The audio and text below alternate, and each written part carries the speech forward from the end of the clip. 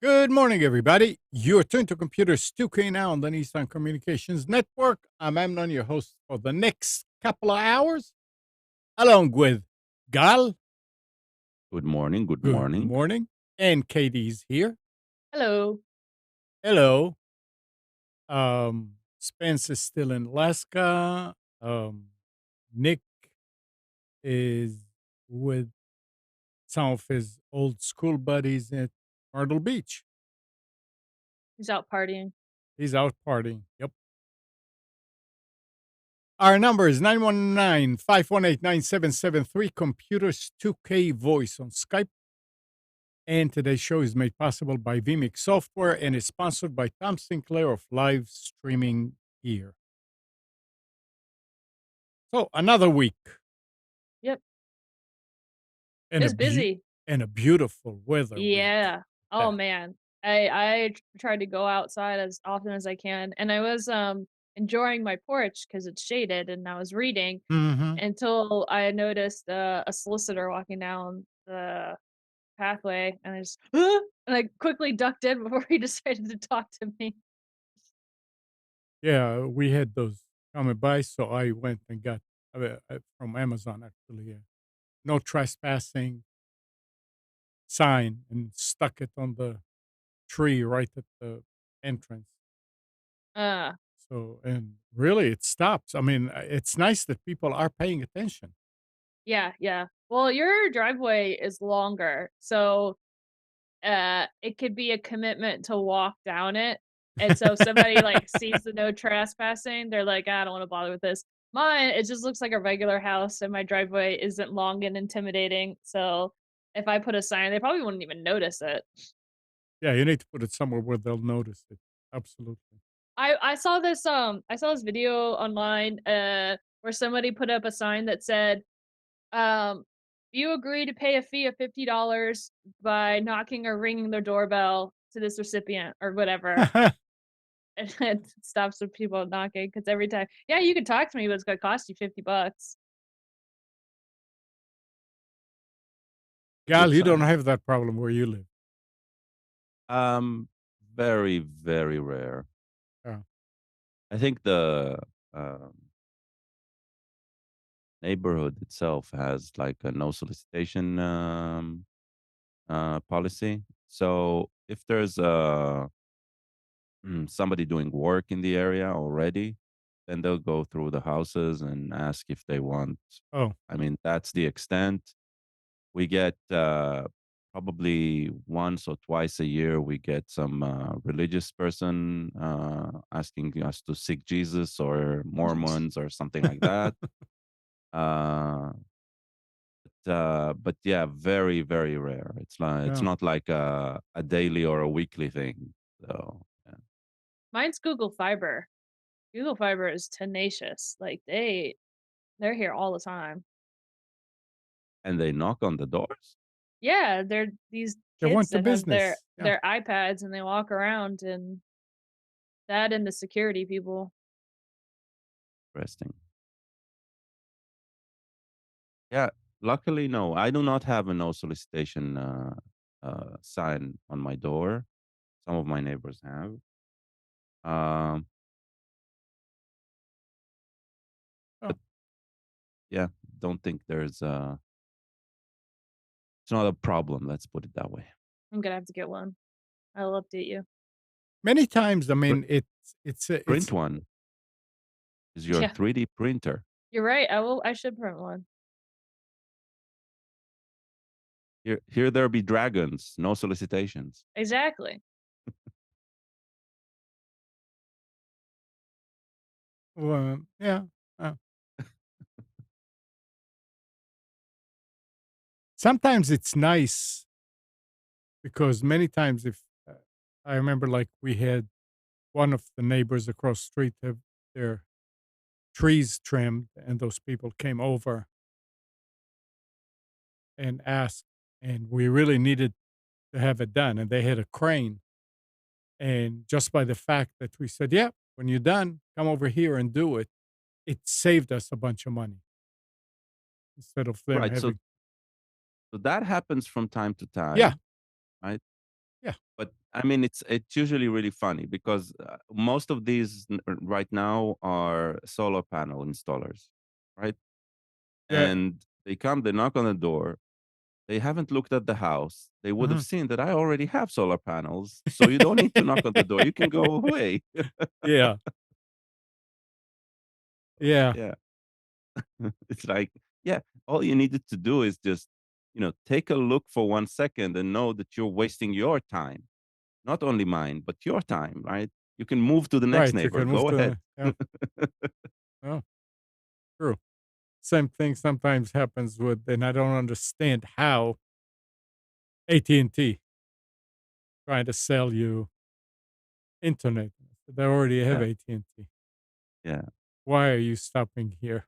I mean, they get a list, but don't they can't they clean They the list? probably get the list of who's a Google Fiber subscriber, not who, Yeah, and they well, do yeah, not cross reference with yeah, that. yeah. Anyway, but yeah, I mean, how did the hurricane affected you guys? Nothing, just brought good weather. I don't think we got even half an inch. It was Yeah. it was just kinda drizzling. Yeah, it rained a little bit, but yeah, nothing crazy. How about you, God? Yeah, just rain. Oh, Luckily, that was the extent of it. yep, we're locked out. Mhm. But the nice thing about it, it sucks all the moisture from the air, and after that, it Oh, is yeah, it's been beautiful. gorgeous. Yep. Yeah, but I understand Wednesday it's already gonna be like scalding hot again. Yeah, it's gonna be like in the 100 Ugh. this Yeah, week. Yeah. Oh, well, weather. we do live in the South. All right. Is there anything anybody wants to bring up before we Nah, start? can't think of anything. All right. So this is left over from last week, but it's interesting. The tech companies aren't yet ramping up hiring after massive layoffs over the past year, despite a surge in interest in artificial intelligence requiring workers with special skills. Still, job cuts in the tech industry appear to slow in June and July and are back on track to be even lower this month, according to an analysis by research from Jeffries. They're talking about August, citing proprietary data as well as that from job marketplace True Up. The tech sector has some of the earliest and steepest workforce reductions as the economic downturn forced companies to cut costs and eliminate a glut of staffing created during the pandemic boom. So far this year, there have been 342,000 layoffs in the tech industry, according to Jeffries and True Up, well ahead of the 243 for all of last year. So you would we're trying to look to an uptick in hiring. Hey, we need to start hiring again, but they're still laying off, and it as the slowdown in laying off is a good sign. Yeah, But my, previous company just laid off a bunch of people last week. So everybody's still laying off, so nobody's safe. If your company has said, if they've had layoffs this past year and they're like, "We're never doing it again," that they're lying. So just be prepared. Brush off your resume, get your portfolio yep, together. And honestly, I feel like with these big tech companies, they made so many promises about hitting these goals, these number goals, and blah blah, and they didn't meet expectations. And so the quickest and easiest way for them to balance out their checkbook is to just let people go. yeah. I It's what God. no, I mean, I'm just it always baffles me, but that's why I'm not a capitalist, right? I am not at the top. I am not making those decisions. I am not running the business because I can't get. It's You like you you are the didn't. business. I mean, Without I you, there do. is no business. I don't know. I mean, without Uh, you, it's not just Gal, it's the rest of the yeah, people. if there's something I learned is every single employee is replaceable. Mhm. I unfortunately, uh, doesn't matter how long you've been with the company or what unique skills you have developed. If you go away, somebody else or maybe multiple people, they'll fill in the void, right? And what I don't get is the cavalier approach of hiring and firing. That's what I never get. It's like, why are you hiring without planning, without without an exit strategy for anybody, right? Uh, if if there's a good aspect of AI moving forward, right? In the workplace as an opponent, as a possible way to reduce hiring, right? If there's a positive in that, is that maybe AI will help plan these uh, hiring waves a lot better, and allow to, instead of these curves of ups and downs that are just ridiculous, right? Well, I mean, in many cases, it's the bean counter that's making the decision how many people to fire, how many to lay off, how many, and they don't look at what is it doing to the company. No, granted, this is mainly in big company when people don't know people. But yeah, these guys they just make their decision according to the numbers that they look, and they don't understand that yeah, if we let this person go, the numbers will actually get worse. And There isn't such a thing as we let this person go, the number will get worse. I'm telling you, like, it evens out. That's the thing about human capacity for work and adaptivity, right? Is yeah, so a skill that was acquired is gone. So now we just need to pay someone else to get that skill back. It's it's literally that complex. The crapshoot, the risk is just finding an asshole instead of a good person, right? But yeah, that's all the risk. It's not nothing else, right? So I mean, I am not delusional about any place that I worked in, that I was essential while I was there. I have no doubt in my mind that they were as well off with me and or without me once I left. They made do. There's a rough couple of months, and then they're okay, right? They get into a new rhythm. They find whoever needs to fill the spot, or they change their requirements and they don't need that spot anymore. especially in large companies, right? But even in a company with 15 people, it'll be the same thing. It's just the way the world works. It's nothing personal. It's It's just never well, I can't say yeah, it's never personal. Sometimes it is personal, and that's a big problem. yeah. But, But what I mean is you might be fired on a personal reason, yeah. but it's nothing personal that the world can continue with or without you. Now, don't get me. This is not a depressing outlook, No. right? Because I can hear myself talk and I say that sounds depressing. No, no, that's just a very realistic approach to just life and understanding that you are the meaning you put in your work for yourself, not because anybody else gave it meaning. Well, I'm sure that's the way it is, but I hate to go through the gyration, through the Oh, steps, I've and through the time. I yeah, it's mean, brutal. Yeah. yeah. Alright. Here's something.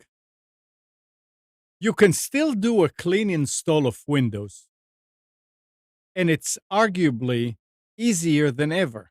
With official Microsoft sanctions, install media easily accessible, and Windows Update capable of grabbing most of the drivers that most computers need for basic functionality.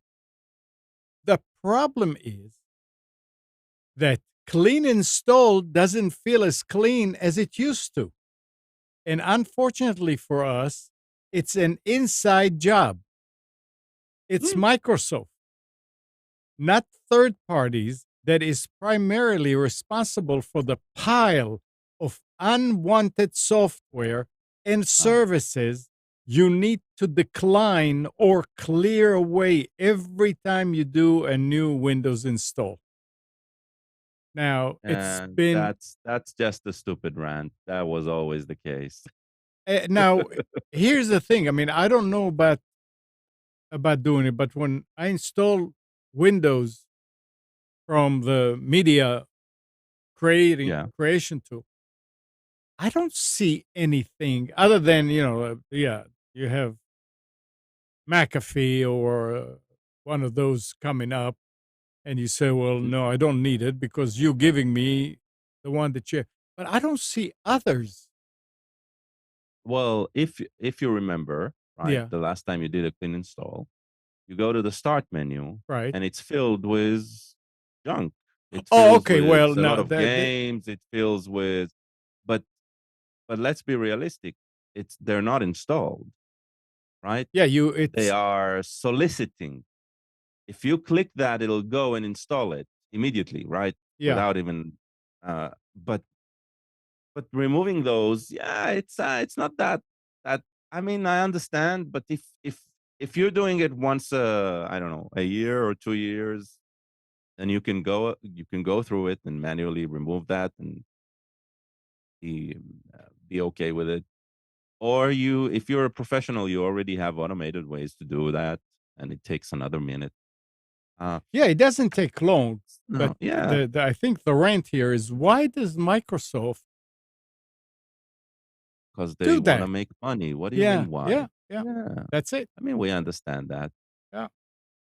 Bulk crap uninstaller helps you do that in 2 minutes. Mhm. Very, very convenient. By the way, you combined BC uninstaller with Winget UI today, and Windows is a very, very different type of OS than you remembered, right? Because you finally have automated way to installing things, automated way to remove things, even if it's not clear how to remove them. So with two tools that are completely open and are not trying to sell you anything, right? You get to fix the OS uh, that you need to work in, right? And suddenly everything looks very, very clean. So I don't see any problems today. No, really. I mean, not perfect, right? Yeah, right. If you want to Yeah. if you want to go with perfect, So Linux. That's not perfect in another in another dimension. It's Mac OS isn't perfect either. That's true. I'll tell you what Mac is better than Windows in. Mac users are somehow content and happy in using the tools Mac OS has pre-installed. Yeah, because they're used to them. It's more than that. It's there's like there's a pride sort of using those tools, which in Windows the pride is okay, I installed this and I used it. It's a mentality thing, one that I do not subscribe to, right? But somehow when it comes to Mac, uh, there is like there's always this one app that everybody uses, right? Yeah. And some of the times it's the ones that Apple supply. So that is a lot different than Windows world and tons different than Linux, where there's always like a variety of things and people are using a spectrum of tools to do the same thing. Yeah, that's another problem using Spectrum. But that's a different story. Talking about Mac, the article goes one of the Mac's built in malware detection tools may not be working quite as well as you think. Listen to this. At the DEF CON Hacker Conference in Las Vegas, longtime Mac security researcher Patrick Wardle presented finding about vulnerabilities in Apple's Mac OS background task management mechanism, which could be exploited to bypass and therefore defeat the company's recently added monitoring tool. There's no foolproof method for catching malware on computers with perfect accuracy because, at their core, malicious programs are just software, like your web browser or chat app. It can be difficult to tell the legitimate programs from the transgressors. So, operating system makers like Microsoft and Apple, as well as third party security companies, are always working to develop new detection mechanisms and tools that can spot potentially malicious software behavior in new ways. So, Wait, what? Wait a second. We're missing something crucial here. Is this Mr. Wordle, the creator of Wordle? well, I got that as I well. doubt it. It's Wardle. It's Wardle, Oh, well, now not I don't care. Wordle. Yeah. So yes, so there is a way to bypass that mechanism, and then none of these things are working. So hopefully they'll fix it. I'm sure they uh, will. I mean, they will. there is a sentence there that that I need to address. Yeah. So there is no way, right? At its core, this is software, and there is no way to distinguish malicious from non-malicious, right? That's what, Yeah, and that's yeah, for the layman. I mean, right. So while he's right, right, there are ways that have been adopted, and those are certifications. Instead of allowing any software anyone writes, you only allow those who are being certified, those who have been yeah, tested, yeah. right? That's the whole premise of uh, the Apple App Store, right? It is Supposedly, right, right. Supposedly, I agree. yeah, I agree that it's all supposedly, yeah, right? But if you lock down a system and only allow signed content to run on it, right? And I'm not talking about your home system because I wouldn't allow that on my home system. But if it's a business system and you need a process, right, to certify certain applications and allow only those, then yes, you are not doing a protection program, right? But you're doing a prevention program, right? You're preventing unidentified content to get in. Uh, and while that isn't foolproof, that I mean, something can creep through the certification process, and it has in the past, right? Uh, it is still a better solution Sure. if you have the manpower. Now, the thing with Apple is, for years they claimed we do not have any malware, Right. right? Which was That's always bullshit. yeah, and that's It's one of just so they are now, security wise, it sounds like they are now somewhere where Microsoft was about 15 years ago, Mhm. when they said, okay, we need to move to a security first solution, right? We need to fix all of the security flaws first before we move forward. And it sounds like, okay, Apple has finally gotten there. They managed to push this away and suppress the idea that they are vulnerable, right, for such a long time. And it sounds like now they need to catch up with reality. So yeah, and now it they say it's hard. yeah, and it's probably because there are more people using their equipment, and I mean, in the past, the only reason nobody, uh, criticized well, nobody a lot of people did criticize that Nobody claim. targeted. Right, Yeah. they were insignificant. It was like, well, who's using that? I mean, you have to, uh, attack 1,000,000 computers in order to get a handful of people that will fall for it. And you couldn't the malware writers and the bad actors didn't get anything from doing it on Apple. Uh, but yeah, yeah, Let's see. absolutely. Market share of Mac OS for 2022, talking about 72%. Oh, that's sorry, not 72%. Mac OS is come on, doesn't even show in the graphs.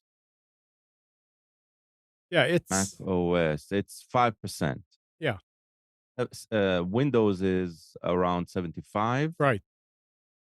So that's the thing. Uh, And that's 2022?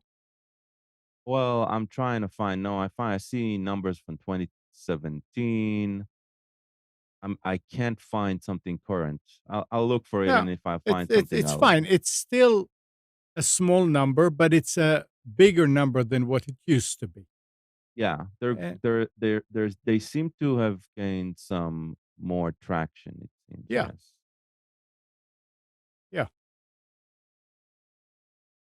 And it's I mean, those of you out there with Macs, just as long as you understand that there's no such thing, I'm safe, you'll be okay because you will look at what you're clicking on. You will think about it before doing it. You will look for uh, programs that will help you, just like us PC people needed to do for as long as we remember using computers. It's the thought and the thinking. I'm okay. That's where you get hit hard. All right. Complacency, yes, Yep. I agree. Here's another interesting.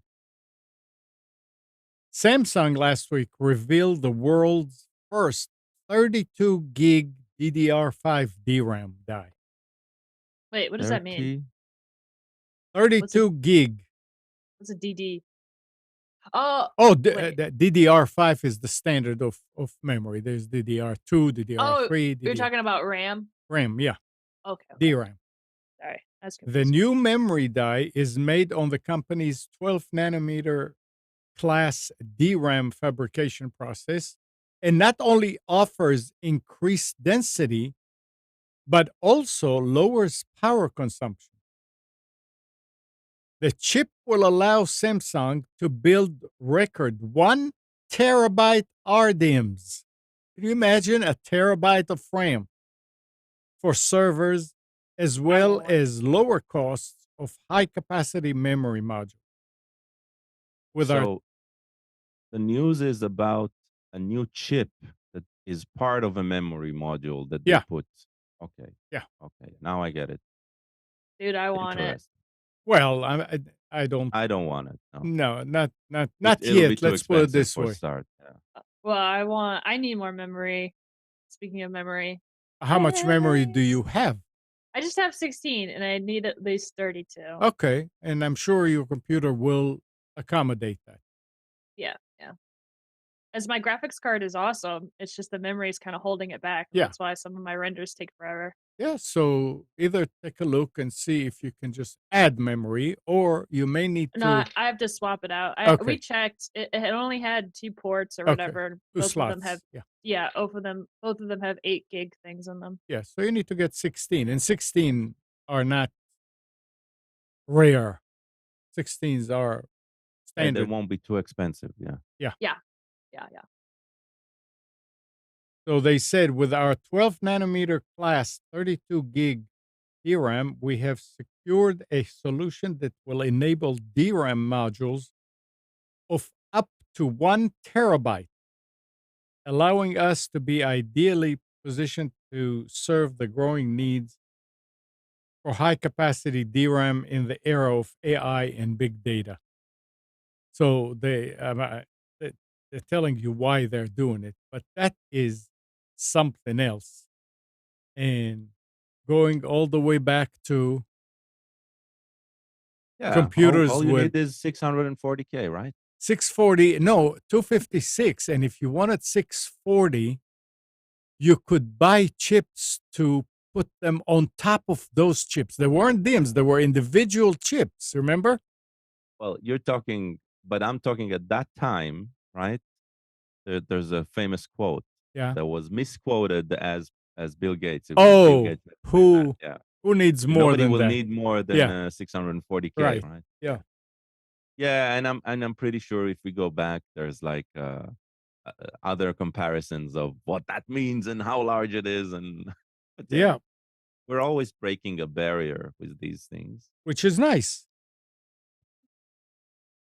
It's an Can't accomplishment. we do more with less, Amnon? Really? We could do more with less. We could. No, you're laughing. I think that the only reason we need more and more and more and more is just because the software developers are not trying to be conservative, and they don't. They come on, put the Okay, stuff in there. so it's more complex than that. I understand why it seems that way, and in certain aspects, you're probably right. Right, there are things that can be done more efficiently. Mm-hmm. But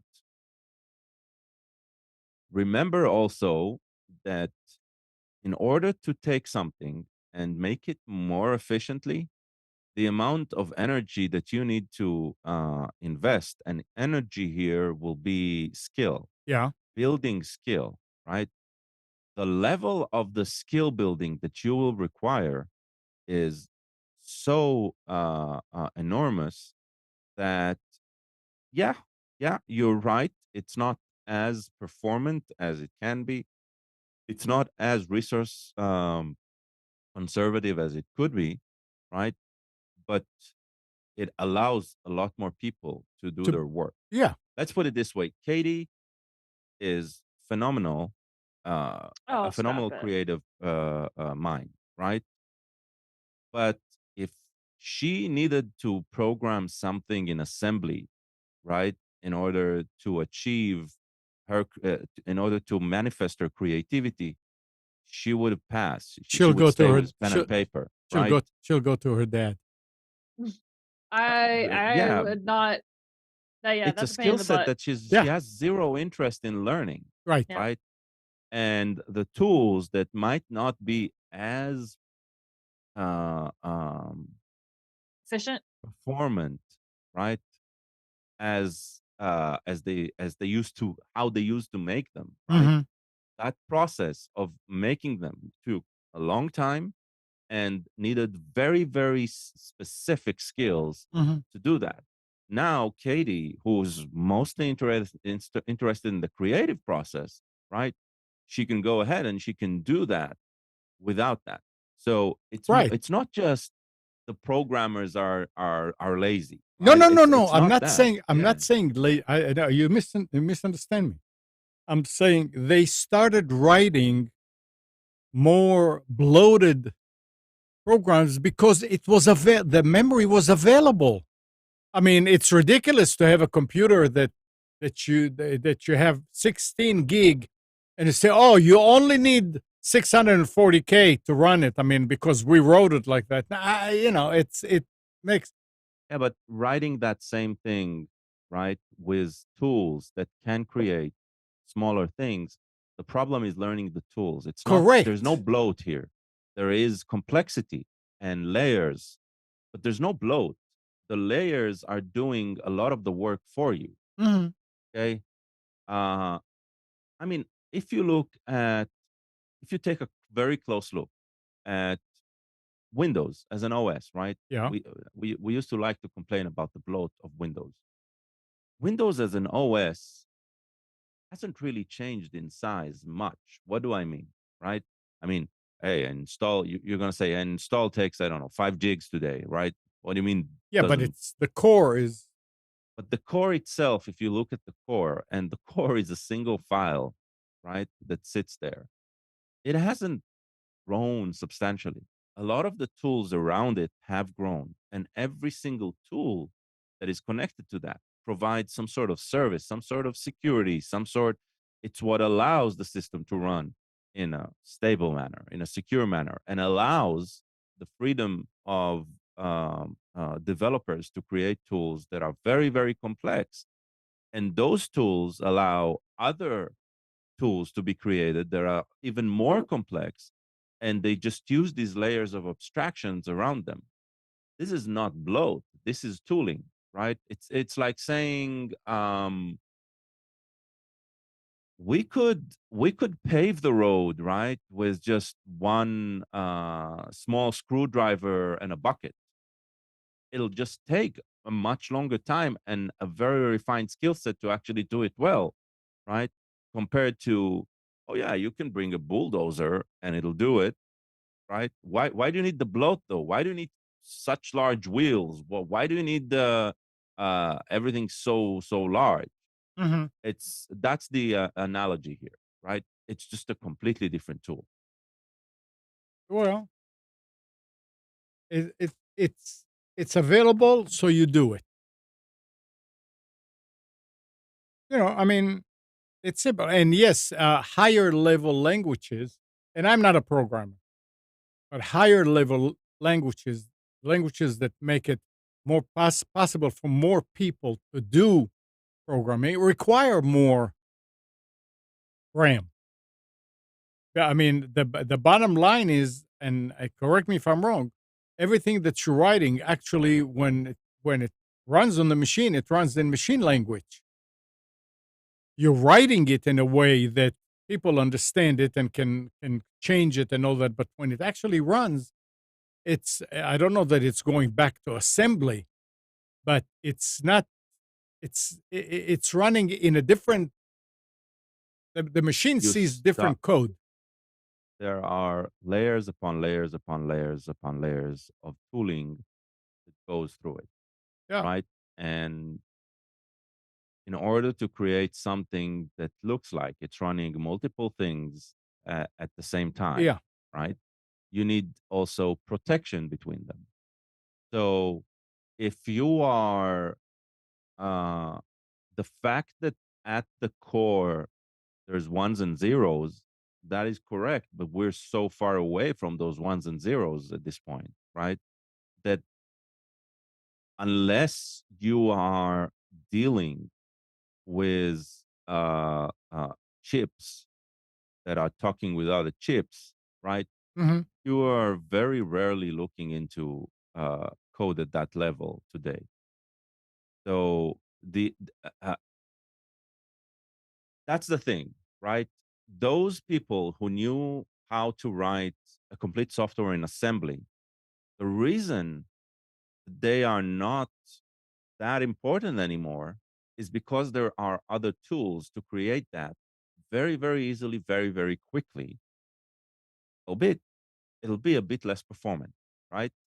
The price is the performance. Now, the performance here is also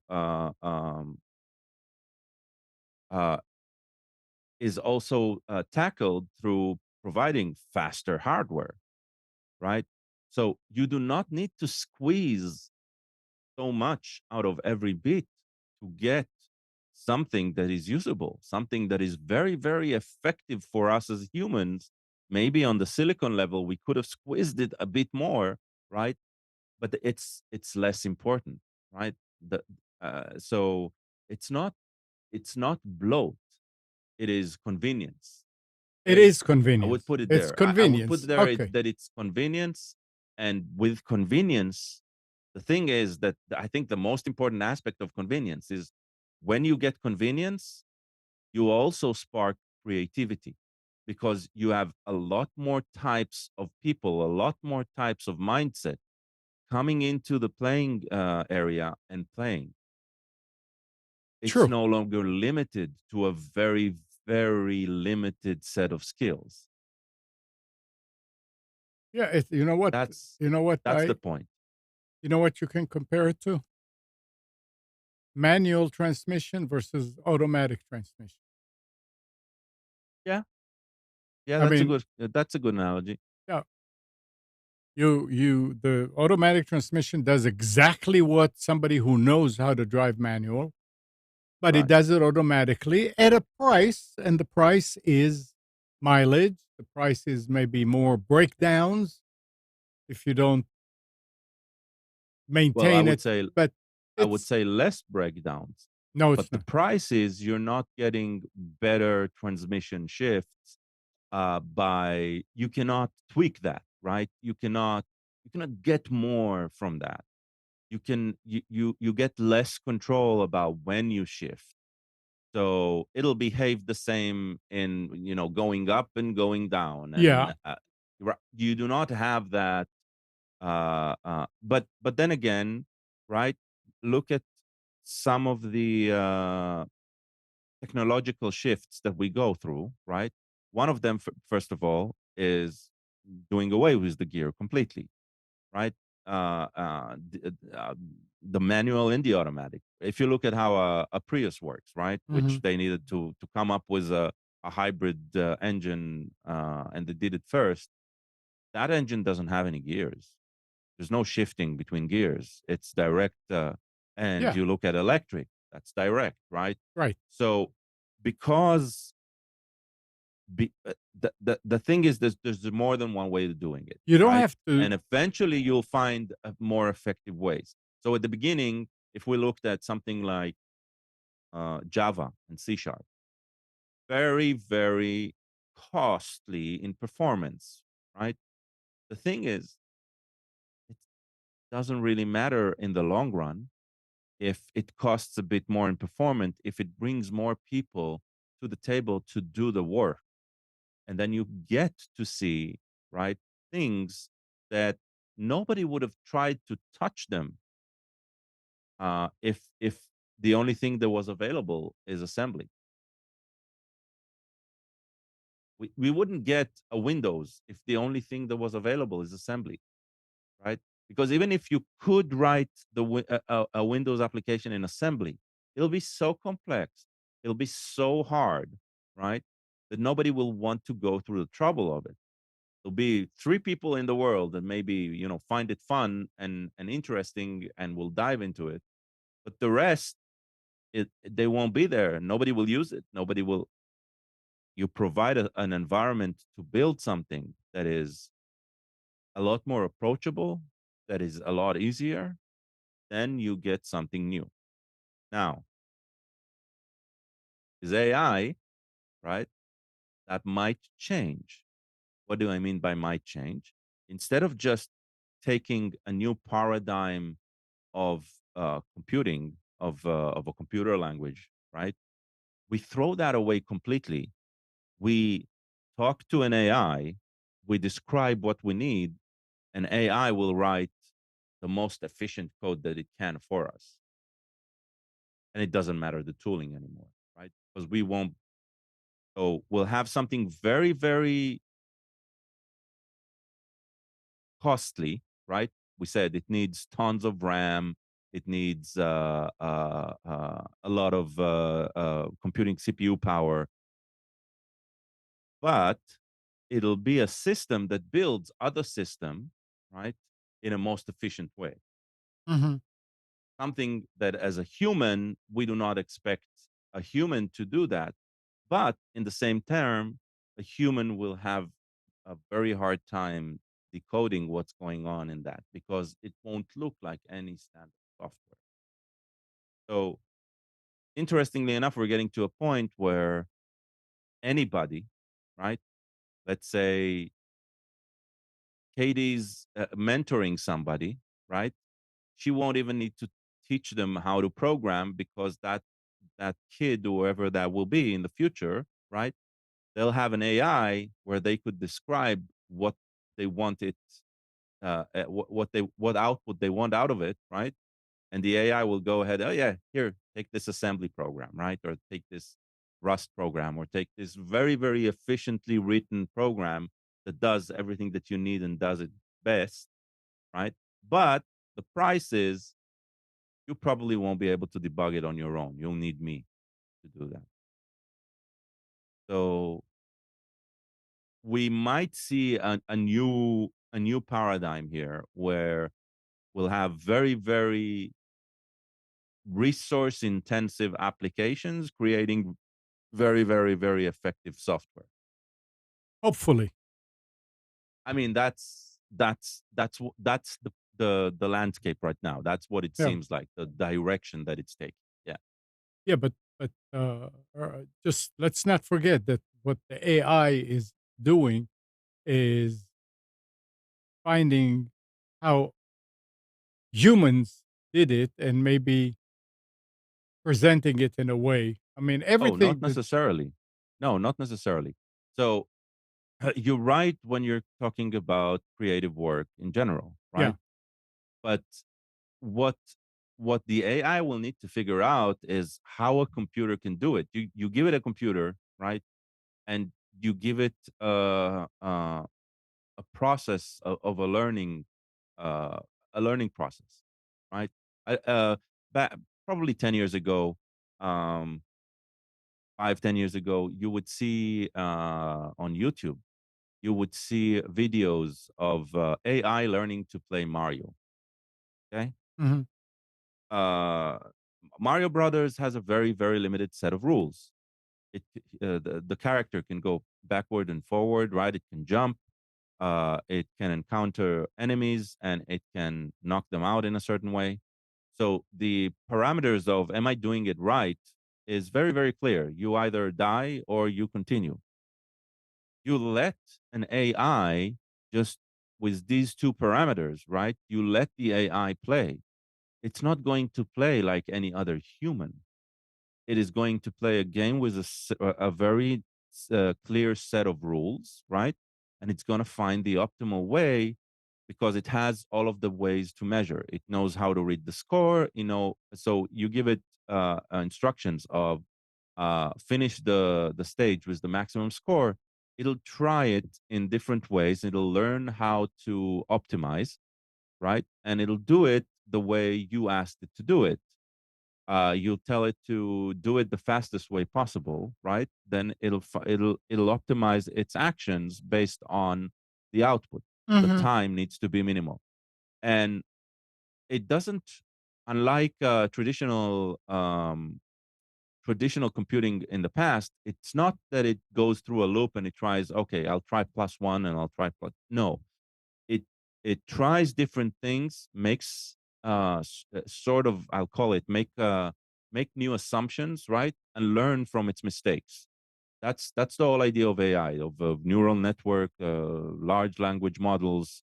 It The combinations are, it's not like a combinatorial problem. It's more complex than that. There's more that goes into it. With the story that I told before of a creative person asking an AI to create an application for it, the software that it's going to write is not going to look at all like a software that a human being wrote. And the reason is because you will first let it learn what are the possibilities of writing safe and performant code in assembly. It'll analyze its behavior before, and it'll build a bank of actions that it's then going to find combinations of to do that. That is not the way a person thinks. Person learns a process and then repeats that process when it's successful for them, Yeah. right? The way the computer will do it is similar, but it will learn its own process. That's the thing. Because the inputs and the outputs are very clear of what is success and what is failure. You do not need to, as a human being, tell it, okay, this is good, this is bad. No, you set the, because an assembly stage is sort of so small, right? You can let it learn it. It'll basically reverse engineer software. So once it figures out what it can do with all of the moving pieces of software, it'll create a very different piece of software at the end. Probably not one that human beings will create. So it's not necessarily it learned from human beings. No, it will learn from the silicon. It will try and figure out the optimal way. Okay. That's yeah. All right. I can agree to that.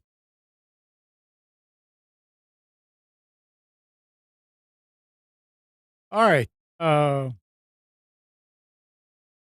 Listen to this. Those of you that use Skype, hackers are able to grab a target's IP address, potentially revealing their general physical location by simply sending a link over the Skype mobile app.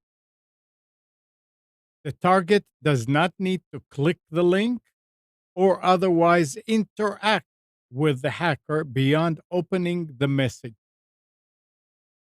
according to a Well, security. you do not need to click the link because it tries to load, right? Whenever you send the link, Yeah. tries to create a preview.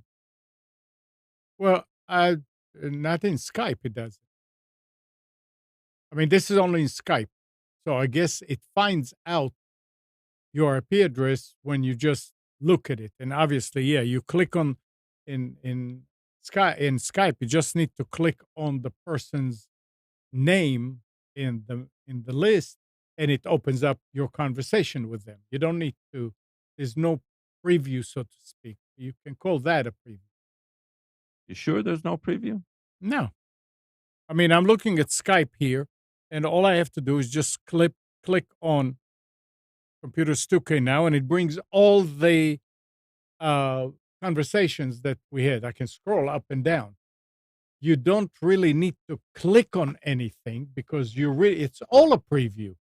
It's not like email where you have the list of emails and you click on them and it goes. I mean, I would say it's more like, and I wonder if Discord works like that. If you click in Discord on a user, what do you get? I mean, Discord, you do not click on a user, you click on some sort of conversation with the user. You'll get your history I with remember them. seeing something about the different users there or the group, and Right. So so you either have a group conversation inside a server, right, right? Or you have direct conversation with a user. right, But you do not click on the user. That doesn't matter. It's just semantics. yeah. So So you click on when you are in a conversation with the user, you see the history of exactly. your That's how conversation. it is in Skype. Yeah. But in Skype, because it's person to person normally, then you are clicking on the user's name. You say, "Yeah, I know Gal." Click, and you see Yeah. everything that Gal and you talked about back and forth. Right. That's all it needs to be done for the originator, the sender, to get your IP address, according to this security research. I'll need to read what's different. So when you send a link, any other software, right? If you control the server with that link, then I think the server gets your IP when you just open the conversation because preview is being generated. Okay, possible. Yeah, possibly, Now but you don't know it. I do think, right, that with let's say WhatsApp, okay, Yeah. when I type an address to send to you, I see a preview created on my end. So that means that server gets my IP. That part I'm sure of. What I'm unsure of is when I send it to you, is did WhatsApp already render that preview and just send you a rendered copy of that? Right? I don't know. Yeah. That maybe that's the difference, but I it don't know. sounds like But you know what? Here is something that you just mentioned something in WhatsApp, and I think also in Signal. If you're sending me a message, when you will see a double check once my once you see it. yeah. Yeah. I wonder if that check, I mean, it's got to have some information associated with it.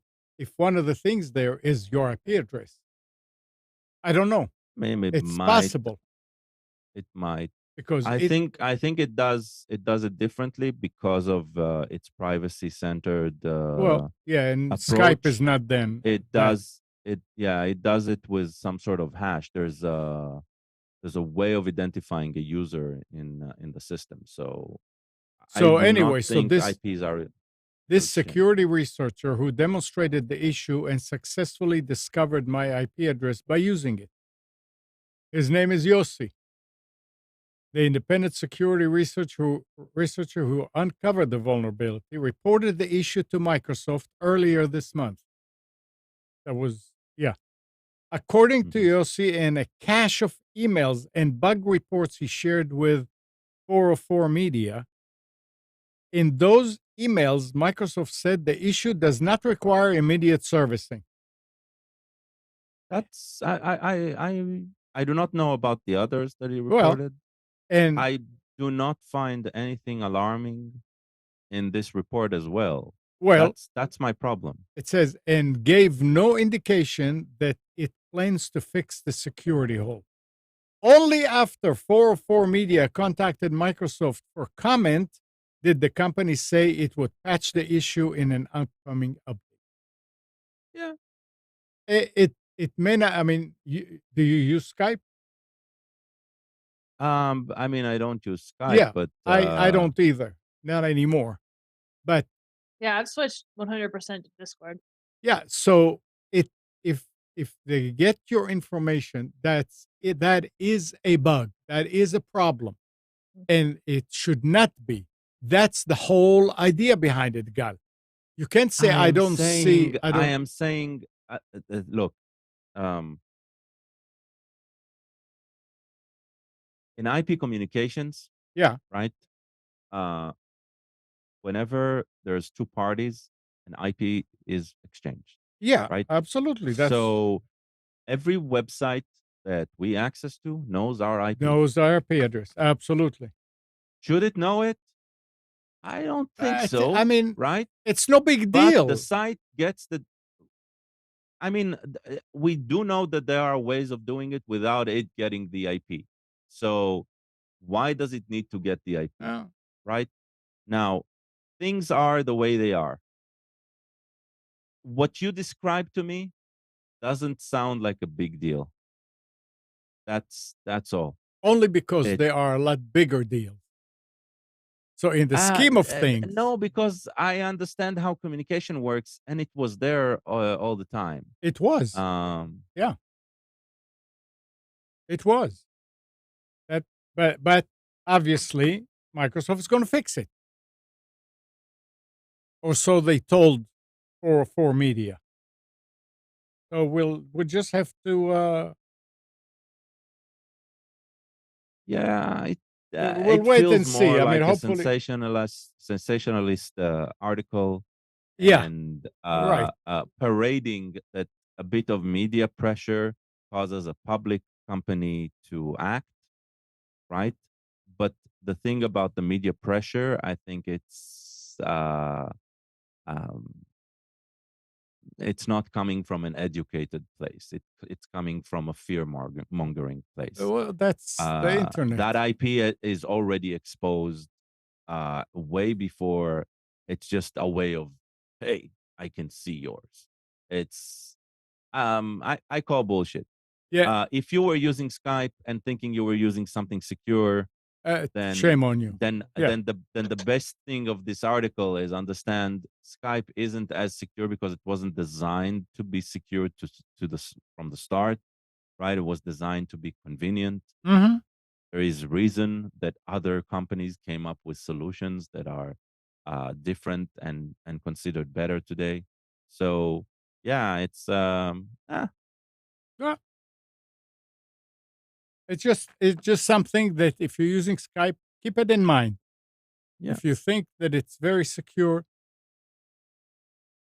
it's I not. am guessing the solution that Microsoft is going to provide is going to be a very simple one, and it's going to be one of just disabling previews. In the 404 Media website, Mhm. there's a screenshot of the incident, Mhm. and it is following a preview. So that means that that link, right, is being rendered.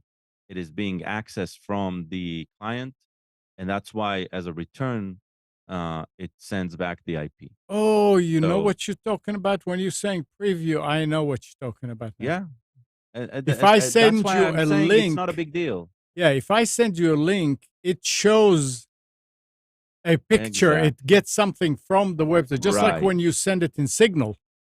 Right. You put yeah.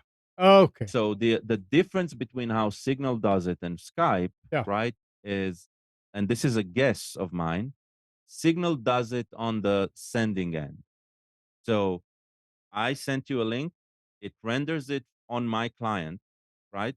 And I can also tell it remove that, right? Send it without it. Oh, And it just sends the rendered copy instead of making your side render it anew. okay. And that's probably the difference. Okay. All right. Yeah. Well, anyway, yeah, now I understand what you mean by preview. All right. Moving on. This is also that's interesting for everybody. Slowly but surely, sales of electric cars have crept upward as traditional automakers finally embrace EVs. Nissan was early to the electric future with the vulnerable, if modest, Leaf. Nissan is now looking to turn old Leafs into something new by harvesting their batteries. The company has begun selling portable power banks built around refurbished automotive batteries, which could give these expensive Leaf cells a new lease of life on life. The lithium ion cells in vehicles have the same properties as the battery in your phone. They start out with a specific power rating, but successive discharge recharge cycles cause physical stress to the internal structure. Eventually, this results in reduced capacity and voltage. However, Nissan says most Leaf owners stop driving the car before the battery stops working. In fact, many of the individual cells are still in good shape when the vehicles are discarded. I don't understand that discarded thing. I mean, Yeah, there's probably something that we're missing about Nissan Leaf. I do not know the uh, history of it. each Nissan Leaf has around 48 lithium ion battery modules. The exact number depends on model. While some may be in poor shape at the end of a car's life, Nissan has taken to disassembling the battery packs to refurbish working modules. The result is the Nissan Portable Power Station, which was developed in partnership with JVC Kenwood Corporation and 4R Energy Corporation. The bulky 32-pound portable charger, 32 pounds, contained two Leaf battery modules with about 80% of their original capacity intact. They're no longer suitable for driving an EV, but they can still charge your phone. Nissan sells the battery packs in Japan for 170,000 yen, which is about $1,100. That might sound like a lot, but it's actually not bad for a super high capacity battery pack. Each Nissan's current gen battery module is 1.67 kilowatt, which converts to 112 amp hour. Assuming a 20% loss in capacity, two of them would have enough juice to charge the largest current iPhone more than 40 times.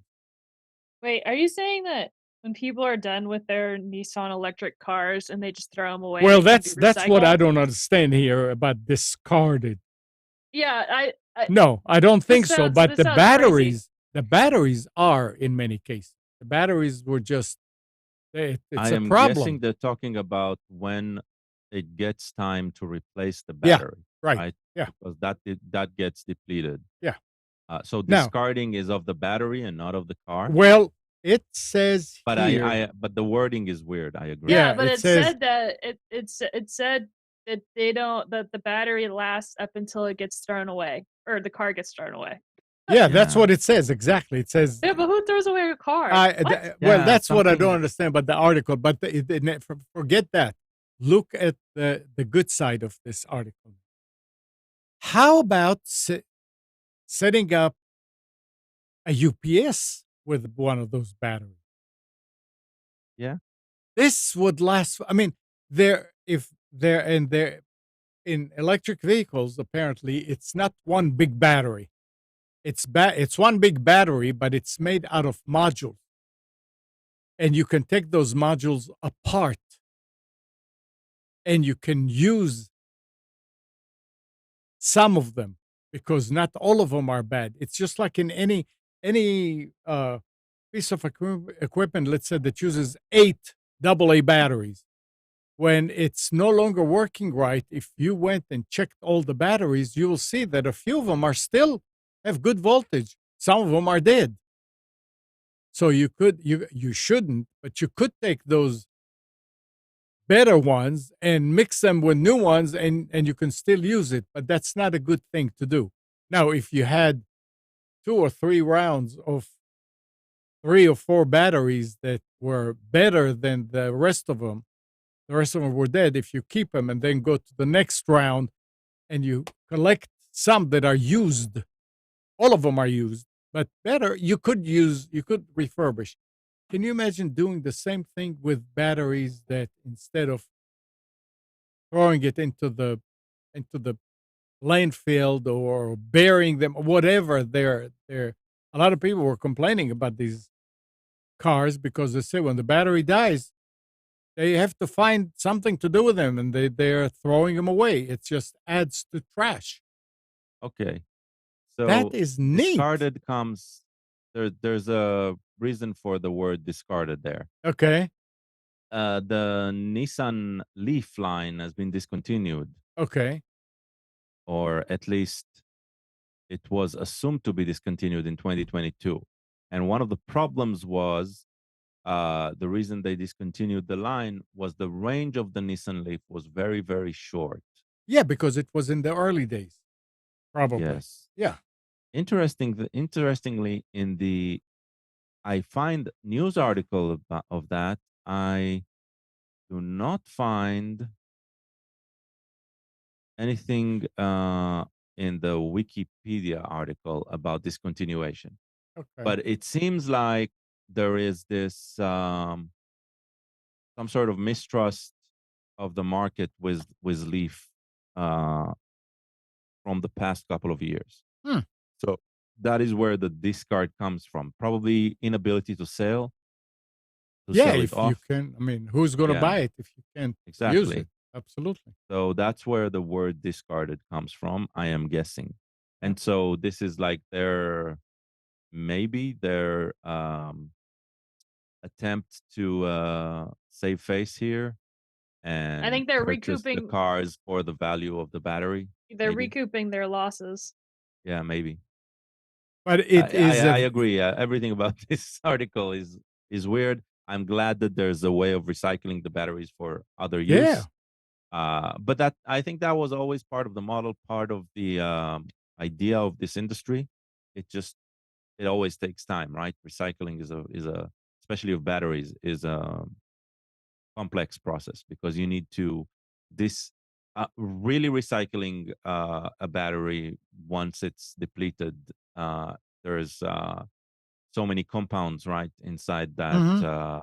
box that there needs to be a process of disassembling it and taking Yeah. what can be used again and repackaging it. So Now, yeah, $1,100 for something that will charge your iPhone 40 times, I mean, that's kinda on the um, ridiculous um, side. uh, Amnon, go to Costco. Energizer sells like Yeah. it looks like a small Yeah. generator, Yeah. basically batteries. That's the price. Uh, I think 1,500, so 1,400 or something like that. Uh, yeah, but you're talking here about something that was going that a couple of years ago would be trashed. Yeah, no, I agree that the fact that they found value in something that seems to die, Mhm. that's fantastic. Yeah. I mean, That's I where I can't say stopped. I can do that with a 20-year-old Volkswagen, right? I can't do anything with My that point engine. is don't analyze it, don't overanalyze it. It's a positive thing to take something that is going to add to pollution and refurbish it and make use out of it. Of course. That's it. But let me ask you this. Yeah. What do you do with a 20-year-old benzene run machine? Do you take its engine and you use it for something else? You probably could if you needed to discard it. Right. It's metal. Not all. That's I mean, I mean they're. more than just make use Scrap. uh I don't know what you could of the use it scrap for. metal. I have no idea what you Can could you use. do anything with that engine? Probably not. Probably not, right? No. And for sure the fuel is all gone. Yeah. So compared to a benzene run machine, it's still an Gasoline. interesting that Gasoline. it gasoline, that it's still right, it still has a life after it's dead. Yeah. That's the interesting It's part. which Yeah. is nice. Yeah. Which is nice, and it's positive. It's good, and I'm sure that the other car manufacturers, EVs manufacturers, will probably do the same with. Oh, look what Nissan did! So hey, we can take our batteries, break them apart, get the good parts out of them, refurbish it, and create a new device that can use these batteries. Well, they'll only do it if, it's cost effective. Recycling Absolutely, yeah, is very yeah, expensive, so yeah. let's not, see this as, like, a new wave of companies doing good things. It is a good thing, but if it's not cost effective, that's probably why a lot of other companies haven't done it because it costs them too much money to recycle than what they can get out of it. Well, for every company that doesn't want to bother, there's going to be some company who'll buy that from them, right? Mhm. And make something that'll be a bit more costly or something like that, right? And and will make a profit. I mean, So I would like to buy a couple of these modules. I don't know how many volts they are, but I would like to buy some of them. I mean, I've been if you look in the chat, Paul Underwood is there. Paul sold me a UPS, a 1.25 kW UPS back in the 90s. I think it was in the 90s, Paul, and it may have been before then. No, it was in the 90s because it was after the radio show started. Yeah. I still use it. It's still working. And What's a UPS? I was like, thought you were talking about. uninterruptible power supply. Oh, here we go. I thought you were talking about shipping. I'm No. like, what? You keep So talking about now, UPS. I don't think I've ever bought a new UPS. I always buy them from Craigslist or from anywhere I can find used one because a lot of people don't bother with changing the batteries. Mhm. And many of the ones that I use here, many of them don't have those expensive batteries that go inside them. I use used car batteries because they all use either 12 or 24 or 48, but it's multiple of 12, Mhm. which is not enough to start an engine, but it's enough to keep a UPS going for about an hour. Wow. And so here, instead of the battery goes right away to the trash, it's being used Yeah, that's nice. and it's working better than the original. Anybody, I would love to buy a few of these batteries here. Now, Gal, you have solar panels. Do you have batteries for them to? problem with batteries for solar panel for a home. Yeah, The batteries are not for the solar panel; they're for the home. yeah, The correct. problem with batteries for the home is you cannot install them. It needs to be installed in a climate controlled location Okay, because they heat up. so you don't have So any I batteries in did the house. not go Okay, through the but process. some Did not people want any. that do their own could get some of these modules. I mean, it's just batteries Yeah, yeah, for and sure. use them and put get 2 here, 4 here, put them together, and these cost a fortune for the house.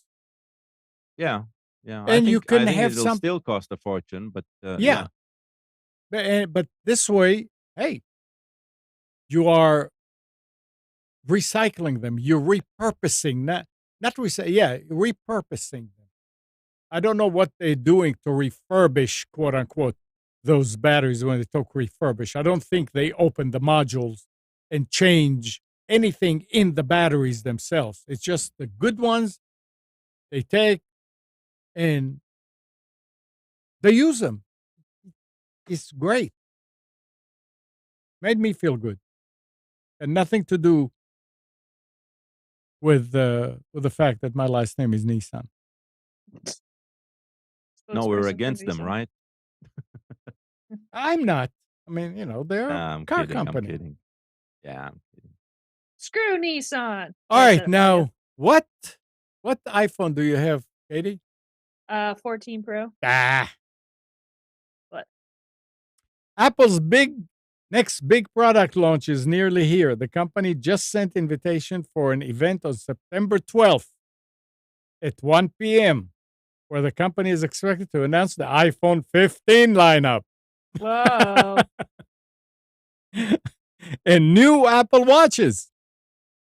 Of course, they need to make money.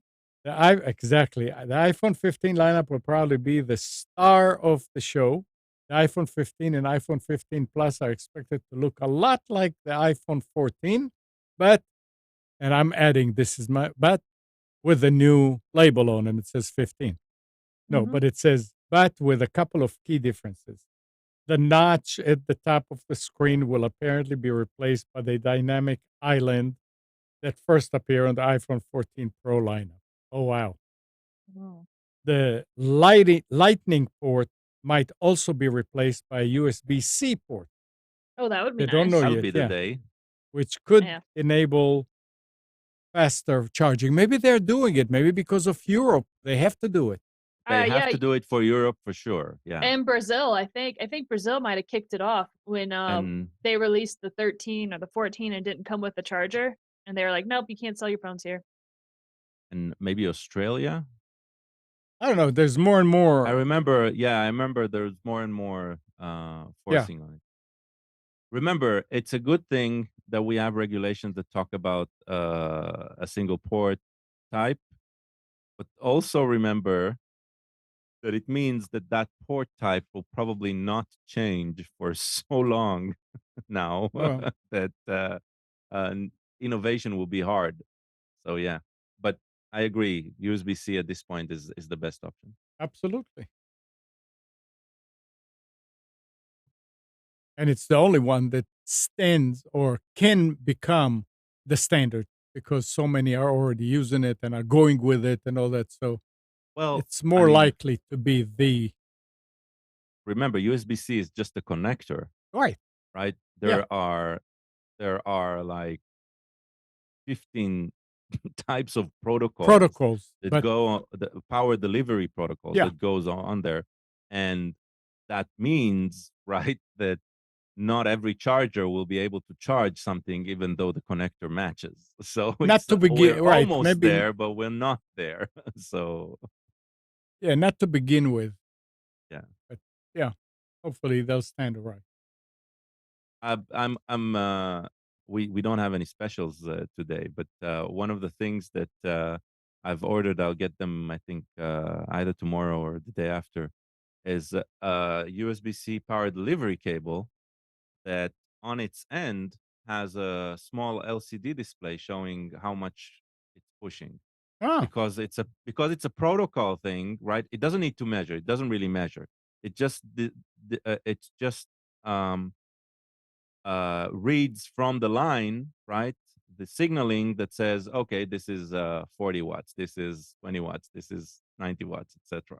So All yeah, I know is I am tired and frustrated with having to keep up with all these cables because I agree. my Bluetooth speakers died and I was looking for the charger and I couldn't find it and I was digging through and I have 100 cables and none of them fit it.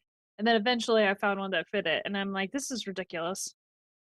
I can tell you, my solution right now, and I think it's very similar to what Amnon is doing.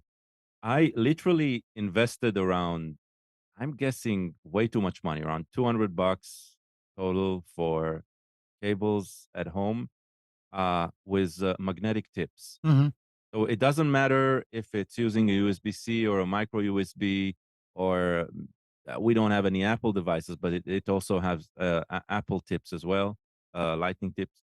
Uh, what I do is uh, they're all set up with these tips over here, right? right. And the cable Oh, just nifty. Oh, you've got the yeah, tips that actually also do data transfer, yeah, yeah, yeah, yeah. not just That's true. charging. Yeah. That's true.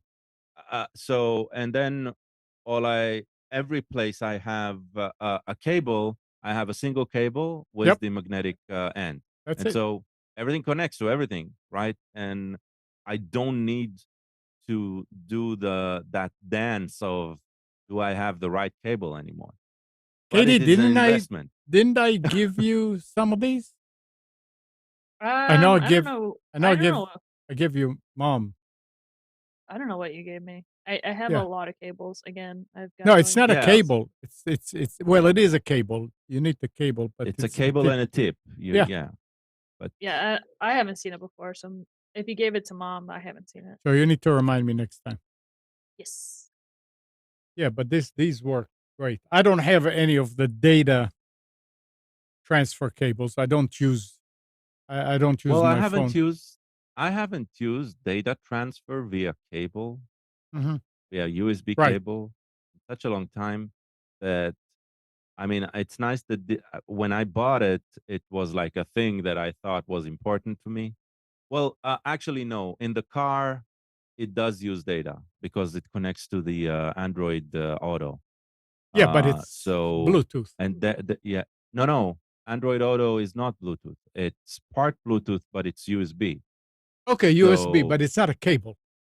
Oh, no, no, it it's is a a cable. cable. Yeah, yeah, yeah. It's a USB cable. It Oh, only newer cars from 2020, 2021, I think, and only very, very limited models have Android Auto that is completely wireless. okay. So in order for me to see Google Maps on the car display, Mhm. and I'm not talking about the car's navigation, I'm talking about Google Maps on the car display. That's Android Auto does it for Okay, me. And that requires a cable. And I use these cables as well there. yeah. But The that's the thing. I have this everywhere. Like every room has a cable or two, and you just can hook up that whatever you need to charge. So my Kindle has a magnetic tip in it, and I charge it with this cable. My phone has it. Uh, my wireless headset, right, That's has the that as well. one nice thing that also got to be standard is Yeah. the voltage on all these Well, different the things. voltage isn't standard. That's the thing about USB-C. There is an exchange that says which type of voltage you need, right? That I think that's one of the reasons that it's a bit more expensive than other solutions. But in order for that's power delivery. That's the whole idea of power All delivery. right, You can charge a laptop, right? And you can charge a phone with the same cable. right. And the reason it'll work, a power delivery brick will know to push a lot of current to a laptop, but only what the phone needs to the phone. Yeah, I mean, I'm talking about charging multiple devices like the iPad and the phones and other tablets, Android. They all use the same, Yes. we make them use the same charger, and it's on Yes. the table, and you plug in whatever you want to charge. It's not like you have to go and get the charger for this and charge. And the other Right. nice things, and this is good for anybody to do. The other nice thing about it is that, let's say you have your phone plugged in to be charged, and you grab it to answer real quick, and you pull it, and it jerks the cable. If it was a plug-in, you could break the connector. And Yeah. that's how most people do it, not just by plugging in and out, in and out. Yeah. Here, And then you get benefits that you've never thought about, right? Is all you need to plug a phone is one hand. You just need to put the phone in the right angle and it just hooks up yeah, and and it stuff like hooks. that. That's Yeah. correct. You don't There's a need lot. you Yeah. just put it next to it, and it jumps on it. And It is superior. yeah, It is superior to wireless charging. right. That's what I found. Yeah. It's faster too. Yeah, that's why, because Yeah. it's as convenient, but it's faster. Mhm. And why haven't companies incorporated this into their products? There was only one company that did that before. I mean, before it was available uh for phones. It's so Apple did it. They Apple tried it had, for a bit. huh? MagSafe, they called it, and I then don't they remember moved what they to call it, but it was a yeah. magnetic connector. And why did they get rid of it? It sounds super useful. I don't They know. switched to wireless charging. Uh, It was amazing. It's yeah. I mean, it's you get into another standard battle here if you go into this, right? Because now you need to standardize Yeah, the tips yeah. and the shape. So there's if and in a way, wireless charging is taking precedence, even though it's less effective, right? It's not as good. It's But it's just more convenient. Yeah. right in the public's mind. It is more. It is better, right? It's a better solution because then you can do it anywhere and you do not need to. But even with wireless charging today, there is a battle of of standards, right? We're still in the VHS versus Betamax world of wireless charging, because there's the wireless charging that works for Samsung devices, and there's the one that works for Apple, and they try to make them cross compatible. Some of the chargers, right? That'll be as effective, but then it will charge both, but it'll charge this very slow, it'll charge this fast, etc. So it's just there's no physical adaptation here, Mm. and that's where we're at today. There's no single uh, superior standard, right? Yeah. But yeah, it's very nice to have. How did we get to talk about magnetic? Talked We were talking about about the iPhone 15. USB-C. Oh yeah, that's right. Yeah. Yep. All right.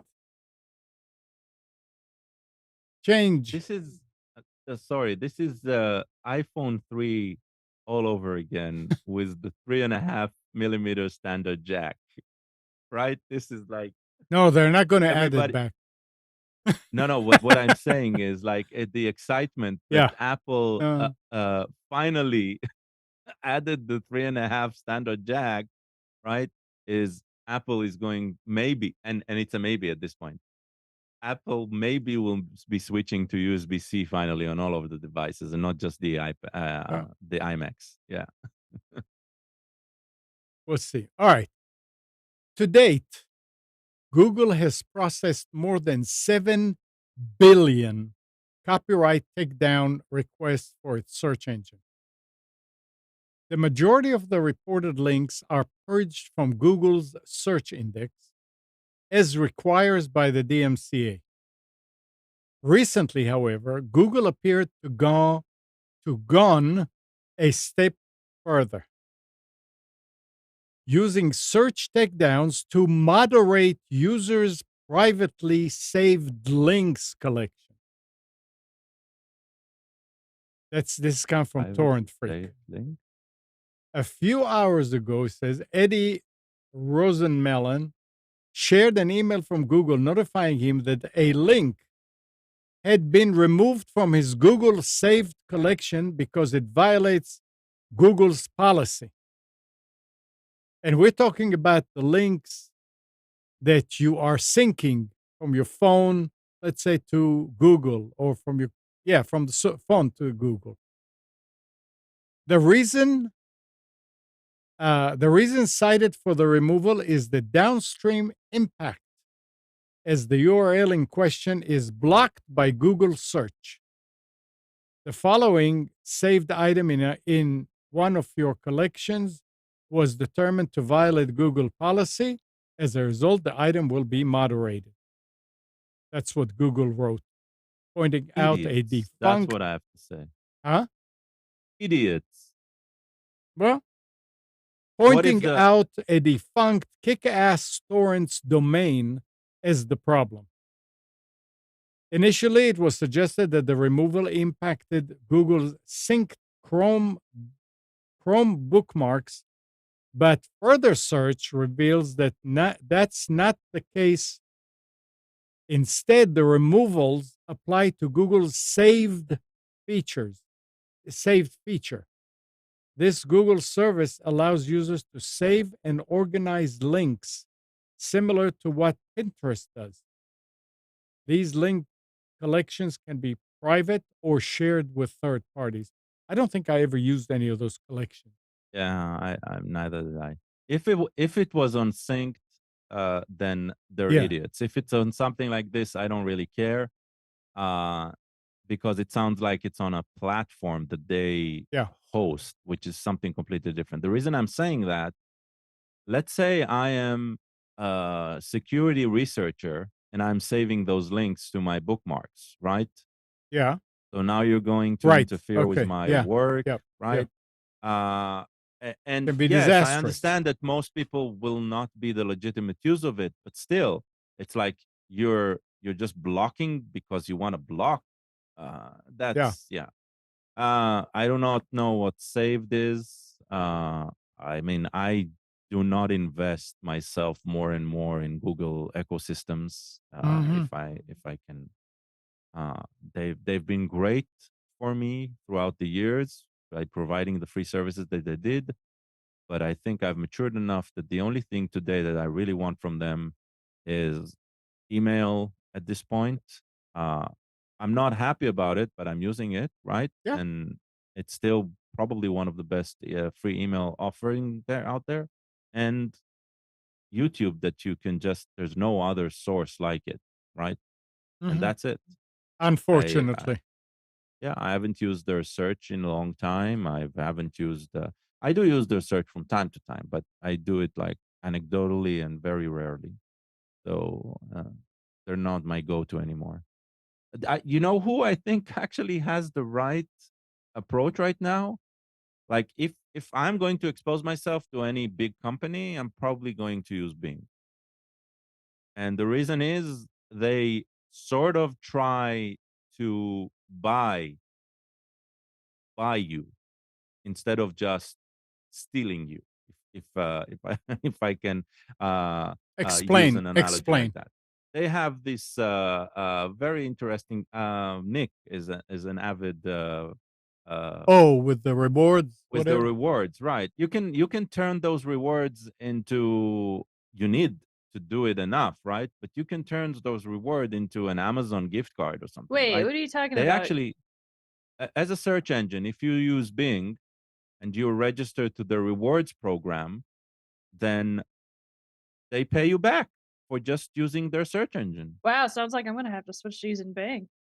Yeah, yeah, go ahead, use it. Like, there's no, I mean, at least yes, they're harvesting data about you, right? But But at they least all they're do. paying you back. I understand that the value that they give you back is probably not worth what you're giving them, but at least they are giving you something back, which is uh, in a way more acceptable than anything else. So It reminds me of reward points from a credit card. It's like yeah, same idea. Yeah, you spend money and then you get a percentage of it back. Usually it's like 1 or 2% or whatever it is. But at least it's better than nothing.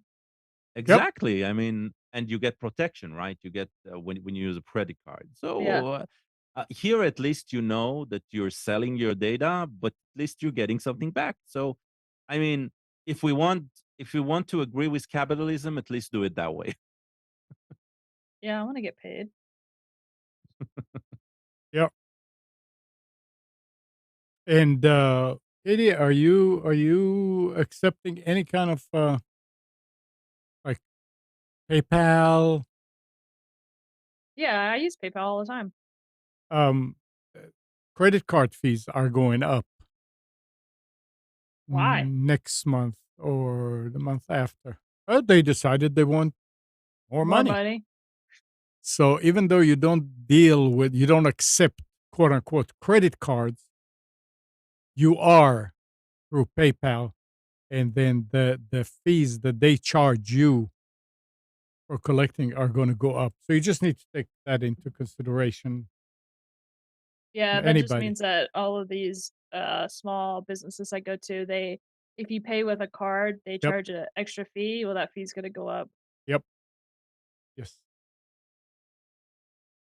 But it's fine because you're using a service that they are providing. I just realized something. What happened to your video? It's not wide. It's like the I don't old. know. I noticed it too. I don't know why it's not wide. It's been this way for I noticed it. It's been this way for a while, and I Yeah, think I know what to do. We'll deal with it after the show. yeah. It's Okay. interesting.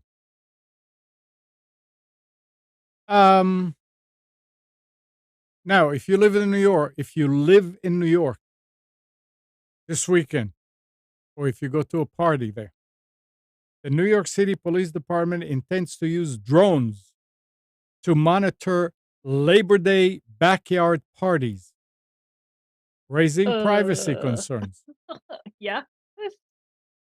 As drones usage by U.S. police departments is increasing, with some operating them beyond visual line of sight. if a caller states there is a large crowd, a large party in a backyard, we're going to be utilizing our assets to go up and go check on the party, said Assistant NYPD Commissioner. Naturally, the admission attracted the attention of privacy and civil liberties advocates who questioned if the department's plans violate existing laws governing surveillance in the area. Um, the way I look at it is, hey, send a drone instead of taking two officers and send them over there to see what's going on. Use the officers where you need them. But yeah, it Can can I be abused. can I send a drone to take down that drone? Well, yeah, see, that's the thing. Yeah. Yeah. No, you can't. What if I deploy a net that shoots upwards? Katie, Yeah, this is a or business hey, opportunity. Yep, on train it. you can always train hawks. Actually, they do I know they Yeah, do they do do that. that in some, areas where they want it to be private or whatever, they send up hawks and falcons or whatever to attack the drones. I have seen video on that, Well, which is smart. this is And then it's you attach interesting. wait, and then you attach a GoPro to a hawk, and Yeah, and then you that can see, way yeah, and now you and have a live drone. and now we're getting into animal fighting, and isn't that exciting? And not illegal. All right, and this is also not brand new news, but VMware said it has developed a new set of software tools in partnership with NVIDIA aimed at businesses which want to develop generative artificial intelligence in their own data centers rather than the cloud.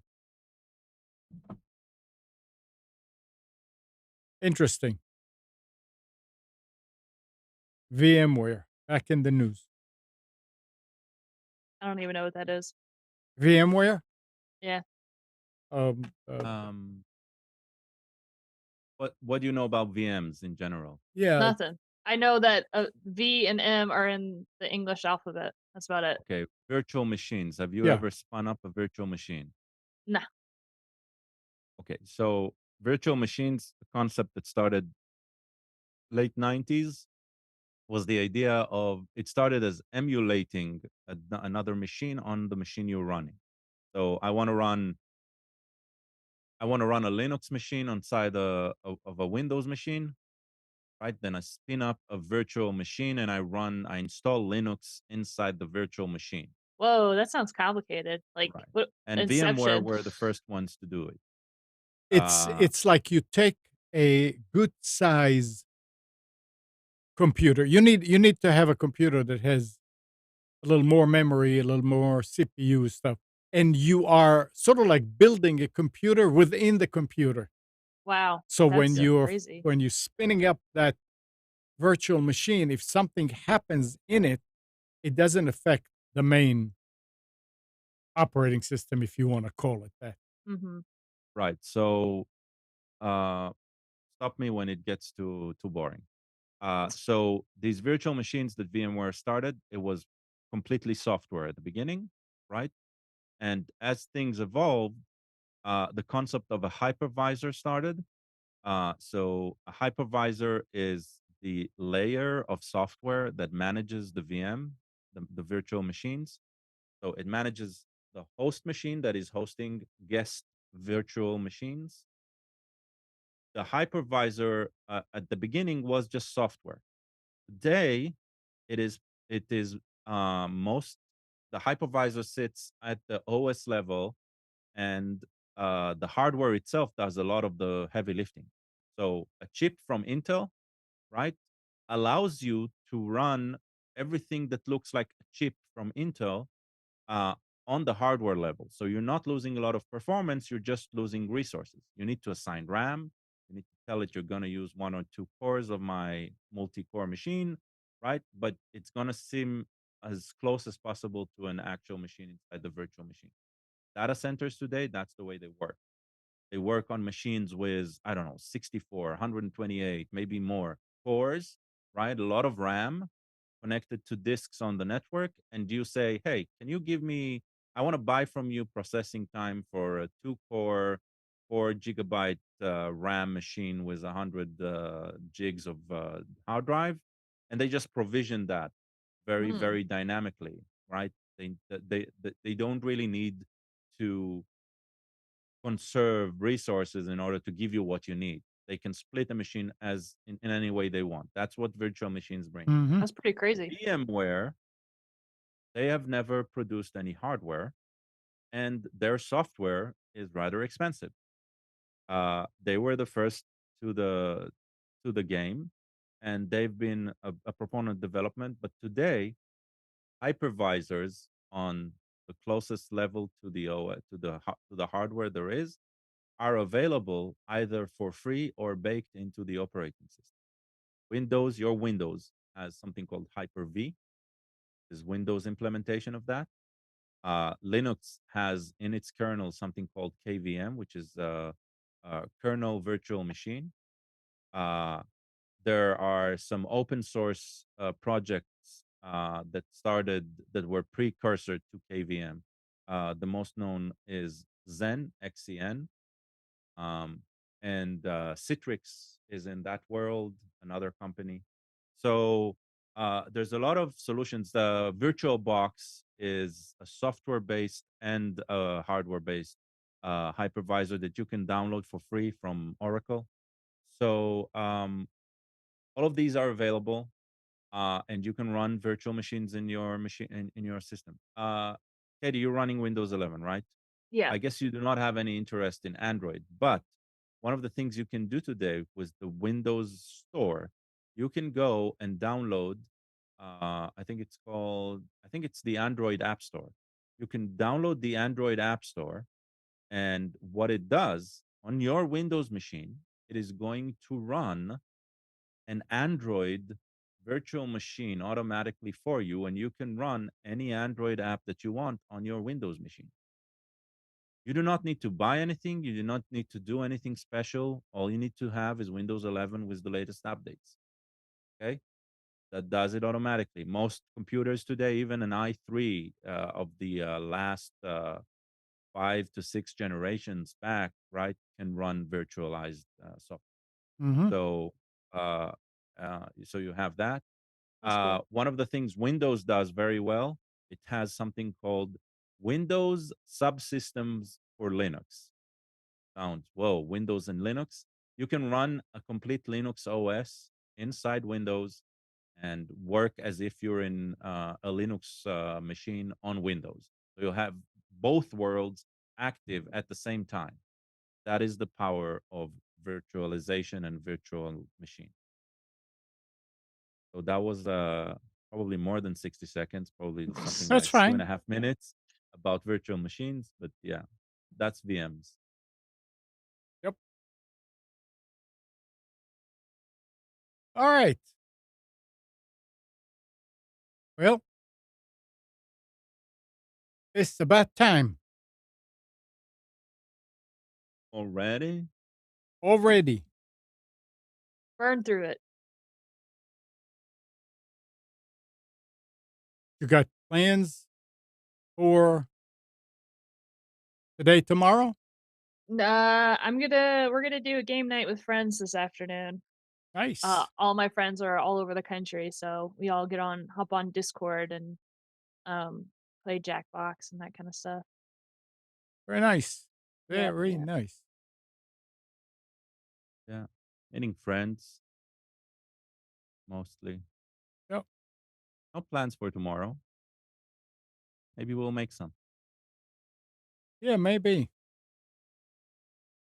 Yeah, we'll talk about it in a minute. All right. Well, thanks, Katie. Thanks, Gal.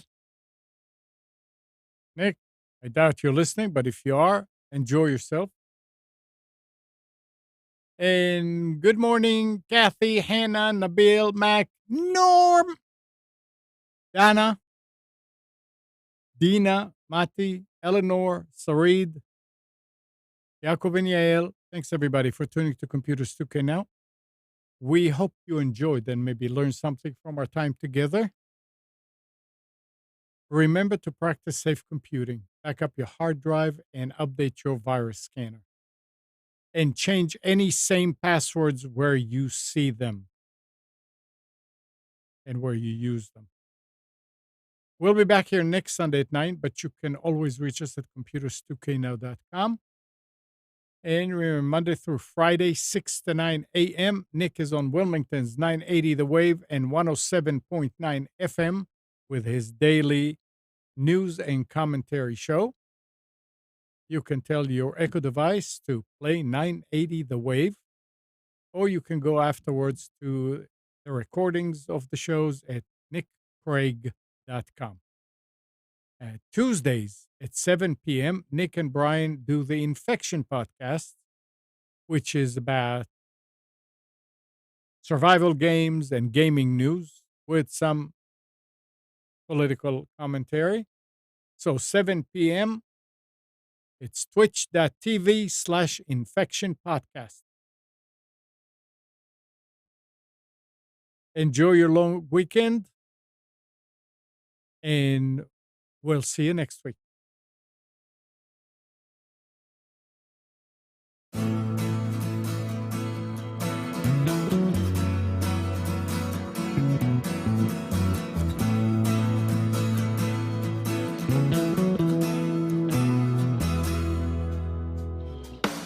You are tuned to the Nissan Communications Network. If you tuned in too late, you can always watch each program in its entirety or download an MP3 audio file of it in the archives section at nissancommunications.com. Don't forget to subscribe to our YouTube channel, follow us on Twitter, and like us on Facebook. Sponsored by StreamingGear.com, Carolina Apparel, and DeltaForce.net.